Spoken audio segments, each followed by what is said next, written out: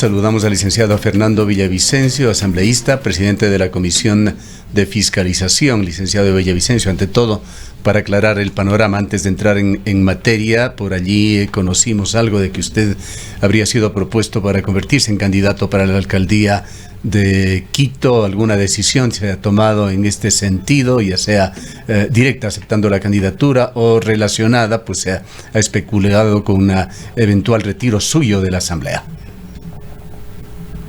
Un saludo nuevamente, gracias por esta oportunidad. Bueno, me han propuesto para todo, pero no, yo tengo aquí un compromiso con los ciudadanos de seguir haciendo mi trabajo, que me sigan llamando el denunciólogo, así es, ¿no? Así me llama la banda delictiva. Pues yo sigo aquí en la asamblea, hay muchísimo trabajo que hacer, tenemos un año todavía casi completo para fiscalizar, y obviamente luego el tiempo lo dirá, pero yo le agradezco mucho a la gente, a los ciudadanos de Quito y de la provincia de Pichincha por esta solicitud, varias solicitudes para liderar una candidatura a la alcaldía de Quito, pero gracias, yo sigo en la asamblea. Durante el tiempo que ha estado usted en la Comisión de Fiscalización, ¿cuál es la palabra que describiría mejor sus sentimientos, el balance que se ha sacado en esa lucha contra la corrupción? Depende desde el lado que analicemos, desde el espacio en el que he trabajado, desde la Comisión de Fiscalización, al menos desde mi esquina, puedo hablar de una gran responsabilidad, de un singular trabajo de acercamiento a la gente, de el aprecio que he ganado de muchos sectores por esta gran cruzada, por la transparencia, por identificar responsabilidades políticas y penales de actores que otrora estaban ocultos en la sombra, y obviamente desde la otra vereda, el acoso, el ataque, la persecución, es lo que vivimos acá. Una gran decepción de esta Asamblea Nacional. Esta Asamblea representa lo peor, lo más bajo. Yo no quisiera que ningún ciudadano pueda ser sometido a la tortura de vivir horas de gritos, alaraca, burla, bajísimo nivel intelectual, académico, pobreza absoluta en el discurso. Eso es lo que vivimos en la Asamblea. Y no es una fotografía del país que tenemos, porque el país es profundamente enriquecedor y esperanzador, pero esta Asamblea genera mucho dolor, mucha lástima incluso. Vayamos a uno de tantos casos que se encuentran en desarrollo y en algunas situaciones también pendientes.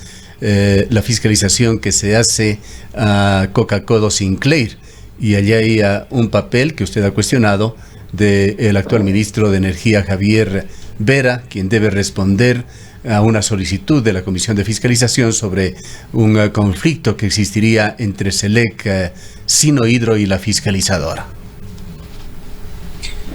El caso de investigación estaba por cerrarse, pero ocurrió este hecho que no estaba en la agenda, la designación del señor Vera Grunauer como ministro de Energía, y es justamente la cartera que incorpora a minas, electricidad y petróleo. Y desde el comienzo, desde su designación, yo he venido compartiendo mi preocupación con algunos funcionarios del gobierno, pero entiendo que el oído oficial estaba puesto en otro lado, o una especie de sordera especializada para no poner atención a un tema que no es secundario. Para mí la cadena de corrupción empieza por ahí, por los vínculos que existen entre los funcionarios y las autoridades y los posibles beneficiarios de los contratos, de las obras. Esa quizá es la puerta de entrada para lo que significa después ya los delitos del peculado, el cohecho y otros. Y no quieren escucharme, y eso me duele, y le he dicho al presidente de la República, le he transmitido a otros funcionarios mi molestia, porque lo básico que puede hacer un gobierno que proclama y se proclama enemigo de la corrupción que plantea una agenda interesante de lucha en contra de las estructuras delictivas, en contra de la impunidad y la corrupción, es que lo perfilen buenos actores, buenas autoridades, autoridades que estén lejos, que sean independientes, lejos de la corrupción, lejos de los tentáculos de las estructuras. Este país tiene miles de buenos, muy buenos profesionales que no tienen vínculos y conflictos de intereses, pero siempre le ponemos el ojo a aquellos que tienen un interés muy especial por las obras y el dinero y por el camino sinuoso de la corrupción. Ese es el caso del señor Javier Vera Grunauer, a quien no conozco. Nunca he conversado con él. ¿Qué le movió a usted a excitar la renuncia del ministro Javier Vera? Porque nadie me respondió de Palacio. Yo le dije al presidente de la República, le dije, presidente, el ministro tiene un conflicto de intereses muy grave. Su familia y él son parte de la empresa fiscalizadora, que era un poco los ojos del Estado, del Ecuador, para guiar y exigir que la contratista Sinohydro, la empresa china, cumpla el contrato y levante una obra para la que fue pagada. Y no lo hizo. No es que me estoy inventando el día de hoy, no es que en el gobierno alguien no lee la prensa. Estamos hablando de una de las obras con mayores niveles de corrupción, con mayores comentarios. Yo mismo he escrito como unos 10 reportajes sobre la corrupción en Coca-Cola Sinclair desde el año 2011, 2012. Ahora en la Comisión de Fiscalización ha sido motivo de grandes titulares, de incluso acciones penales por el caso INA Papers. ¿Y cómo es posible que alguien del gobierno no haya puesto en Google el nombre de la empresa fiscalizadora y se habrían dado cuenta de que la familia del ministro es la dueña de la empresa socia de la fiscalizadora? Me refiero a Consultores CBA. El ministro puede decir en su desesperación, en su escape, que se dio las acciones 5 días antes, 1 hora antes, medio minuto antes. Primero, eso no es cierto, porque formalmente en la Superintendencia de Compañías su nombre consta como accionista hasta septiembre del año 2011. Esto es varios meses después en que se firmó el contrato. El contrato se firmó el 31 de mayo del 2011. Pero más allá de eso, es su familia, es su padre, son sus hermanos. Es decir, yo por eso le he dicho, oiga, ministro, usted va a demandar a su padre y a sus hermanos, porque él es la principal, la máxima autoridad del sector eléctrico. Y haber dicho lo que dijo en un medio de comunicación, que él va a delegar esa responsabilidad, ese trabajo a un segundo o un tercero, entre comillas, independiente, esa sola confesión significa reconocer la existencia de un conflicto de intereses, pero una enorme irresponsabilidad, porque eso es indelegable, señor ministro. Por esa razón, estimado colega, yo le he pedido, he hecho público y he pedido, aunque está por demás, yo no soy nadie para pedirle la renuncia, eso pasa por sus propios fueros, pero lo he hecho ante el silencio oficial. En Carondelet nadie quiere actuar, y no solo es por el tema del ministro, hay elementos más graves como el propio perfil del gerente de SELEC, el ingeniero Nicolás Andrade, si no me equivoco su nombre, y también he remitido información a autoridades del gobierno sobre su rol. Él es un correísta de corazón y de bolsillo. Él manejó la térmica Esmeraldas y Electro Guayas y tiene varios casos, varias denuncias de corrupción. Solo le menciono una, que lo haré público el día de hoy. Al menos un contrato en la térmica Esmeraldas con una compañía de bajísimo nivel técnico que presentó las pólizas de seguros falsificadas. ¿Escuchan? Él firma el contrato, él, Nicolás Andrade, con una empresa que presenta la póliza de seguros falsificada, por lo que existe una acción penal. Solo un elemento. Es decir, no es posible que estos gravísimos errores se reediten. Por esa razón, muchos sectores sociales cuestionan al gobierno del presidente Lasso, porque tiene a los enemigos al interior La sangre está contaminada y no han sacado a un solo correísta, le estoy diciendo. El gerente de SELEC, la principal autoridad de la Corporación Eléctrica del Ecuador, es un correísta de bolsillo y corazón, con marcas de corrupción. ¿Cómo se justifica esa especie de omnipresencia del ministro Javier Vera, aquí en Cuenca? Cotidianamente está sonando por alguna razón. Entendemos, si no nos equivocamos, que su compañía fue contratada para la remediación del kilómetro 49 de la vía Cuenca-Molleturo-Naranjal. Esto le preguntamos en una entrevista a la viceministra de Transportes y Obras Públicas y no lo pudo negar.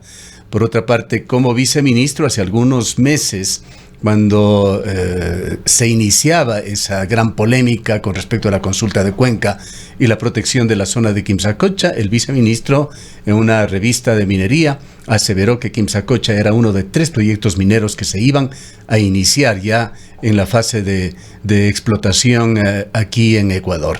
Y se dio otro hecho paradójico que incluso da cuentas de posiblemente una agenda propia del ministro, pues el 13 de junio, cuando se iniciaba el paro nacional, que a todos nos ha dejado una compleja lectura, el ministro paralelamente estaba en una cumbre minera en Canadá. Mientras iniciaba la protesta aquí en Ecuador, él anunciaba la apertura del catastro minero, la intención del gobierno de entregar a transnacionales más territorio para la minería y señalando nuevamente que el proyecto minero Quimsacocha estaba listo para la explotación, integrando esto como una serie de elementos propagandísticos para el sector minero para que vengan a invertir acá. Cuéntenos algo más sobre Javier Vera. ¿Quién es y por qué ese gran espacio de poder que tiene en el gobierno de viceministro de Energía, encargado de la minería? Cuando renunció el ministro de Energía, él fue enseguida ascendido a ministro de Energía. Es la super cartera de los super negocios. Está la minería, que es el gran mapa de los nuevos negocios. Y está bien que lo hagan respetando la ley y la Constitución. También es la supercartera del petróleo, donde están grandes escándalos como la venta y la entrega del petróleo a China, los privilegios de una empresa como Trafigura, una empresa que fue calificada de mafiosa otrora y que ahora maneja casi el 100% de la importación de derivados. Y está también el tema trascendental para este país del manejo del sector eléctrico, donde hay alternativas y propuestas de concesión de la entrega al sector privado de las principales centrales hidroeléctricas y térmicas del Ecuador, muchas de ellas en tela de duda. Déjeme decirle que en esa misma fecha que usted hace referencia, cuando uno de las, tal vez de los pocos puntos de la agenda del movimiento indígena que yo reivindico, que es definir un modelo de desarrollo en este país. Si queremos un país extractivista, si queremos un catastro minero como mapa, o si queremos un país que defienda los intereses nacionales, que defienda los derechos de la naturaleza, que defienda sus fuentes de agua, la naturaleza en sí, definamos qué país queremos. El ministro, sin embargo, como usted acaba de hacer referencia, viajó a esta cumbre justamente para promocionar la gran campaña de minería a cielo abierto, cuando una de las demandas del movimiento indígena justamente es esa, la defensa del agua, la defensa de la naturaleza, no a la minería a cielo abierto en áreas de recarga hídrica, no a la minería aluvial, el enorme crimen ambiental que se comete en los ríos amazónicos, como en Yusupino, por ejemplo, en la provincia del Napo, en el Nangaritza y otros. Y lo que usted acaba de mencionar, los proyectos mineros cuestionados en la provincia de Azuay. Y simultáneamente, en esa misma reunión, también el ministro Vera se reunió con el representante, Carlos Sarmiento, con el representante de la compañía Schlumberger. Y esto para mí es una afrenta al Ecuador. ¿Por qué? Porque días antes el portal Código Vidrio publicó un video en el que el ex vicepresidente Jorge Glass, preso, le advierte y le pide al director de la Agencia de Regulación y Control que separe cualquier proceso de fiscalización en contra de la compañía Schlumberger, que fue la beneficiada de los contratos del campo Shushufindi y también del campo Auca, contratos altamente contaminados de corrupción con tarifas descomunales y modificando la curva base para beneficiar a la compañía. Esto lo dice el propio Glass en ese video. Y resulta que el señor Vera, antes de pedir un informe técnico a Petroecuador sobre las condiciones reales de ese contrato que es lesivo para los intereses nacionales, el señor se reúne de forma escondida con Carlos Sarmiento, representante de la compañía Schlumberger. Es decir, queda en evidencia que tanto en el sector petrolero, en el sector eléctrico como en el sector minero, hay intereses enormes y muy especiales del señor ministro, que incluso puedo decir, ni siquiera en Carondelet conoce, ni siquiera el presidente Guillermo Lasso a lo mejor conoce de este mapa propio, de esta hoja de ruta propia del ministro Javier Vera. Y no solo con sus empresas. No estamos hablando de los negocios que él ha hecho con la empresa de su familia, que es este caso de la consultora Vera y Asociados, sino también con GeoEstudios, que es la empresa de él, hasta pocos días antes de ser funcionario público. Con GeoEstudios él ha hecho importantes contratos durante el gobierno de Correa y de Moreno. Es decir, podemos decir, sin lugar a equivocarme, que el ministro Vera fue uno de los mimados del correísmo.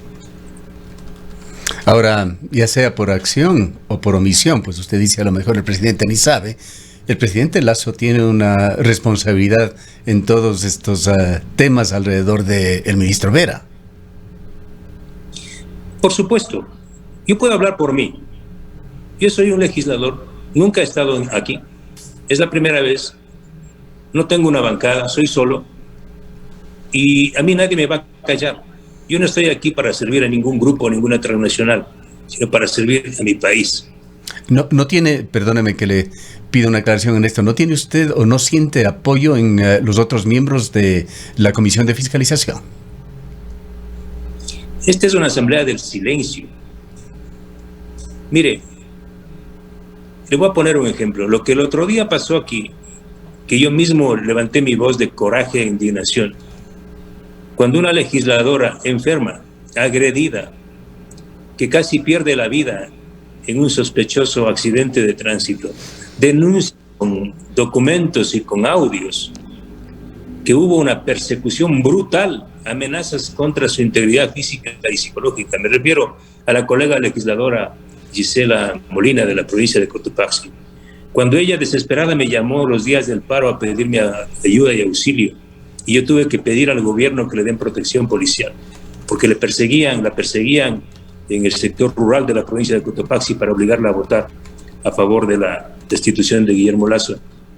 La asamblea, las asambleístas feministas, aquellas que levantan la voz ofendidas por un tuit, por un piropo maldicho, desviado, por una carambola simbólica que se escapó por ahí a alguien, cuando han planteado incluso en mi contra, han pedido la suspensión por 30 días por haber dirigido un poema, porque ni siquiera para insultar yo sirvo.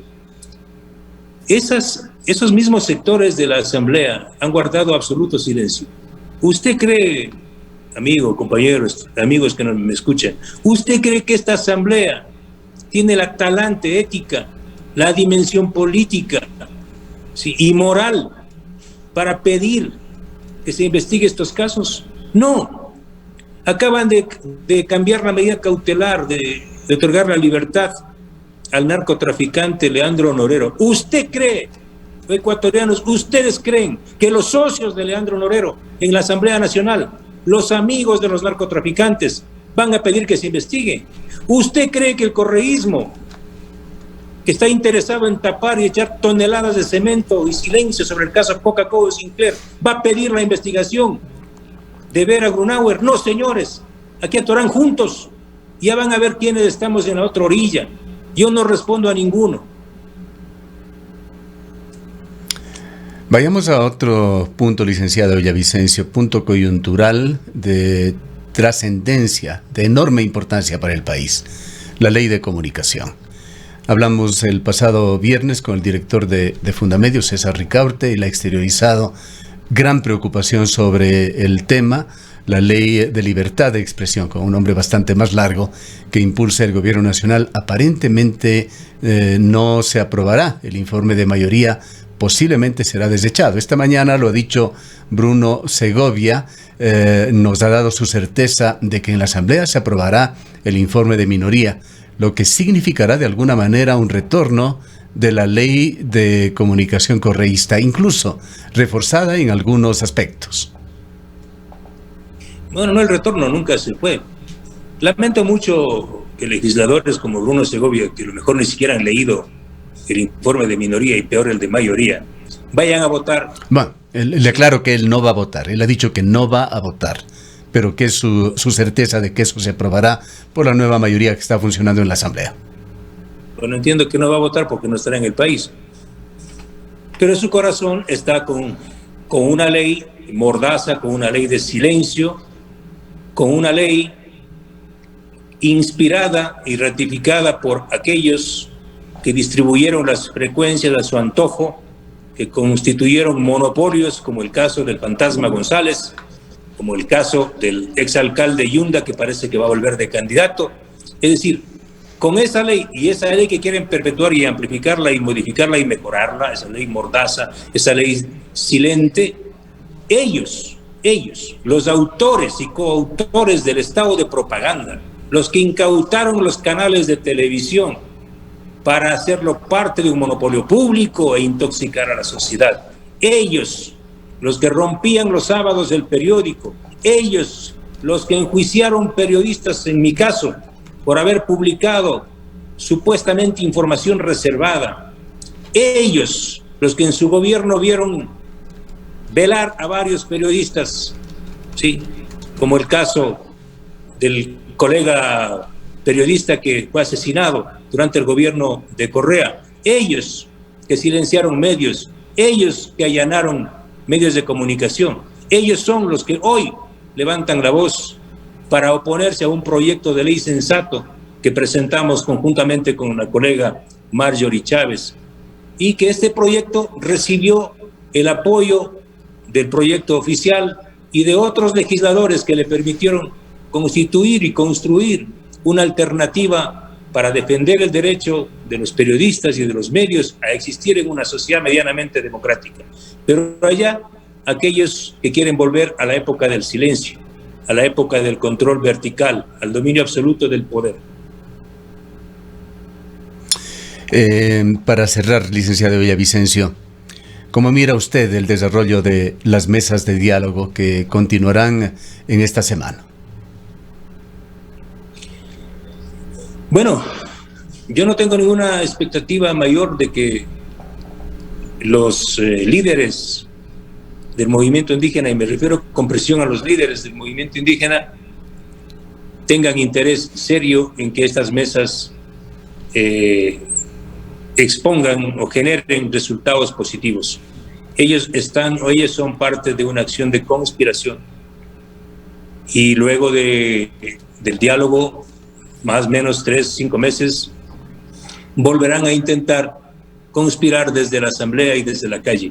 Ahora, esos mismos sectores tienen el control absoluto de la Asamblea Nacional y, por supuesto, estarán preparando una nueva agenda de movilizaciones con acciones violentas y de terror, como son las que acabamos de llevar adelante. Yo solo quiero destacar algo para el oído de los ecuatorianos. Yo he reivindicado siempre los objetivos y las luchas del movimiento indígena y de los movimientos sociales. He sido parte. Pero vea usted qué sorpresa, que de los 10 puntos del movimiento indígena, de esta agenda de lucha, no hay uno solo que disponga o que pida la lucha contra la corrupción y la investigación del dinero mal habido, del dinero robado. Parece que Rafael Correa les dio armando esa agenda de lucha. No hay un solo punto de la CONAIE de lucha contra la corrupción y la impunidad. Bien, queremos agradecerle por su presencia. Muchas gracias a usted. Declaraciones del licenciado Fernando Villavicencio, presidente de la Comisión de Fiscalización de la Asamblea Nacional.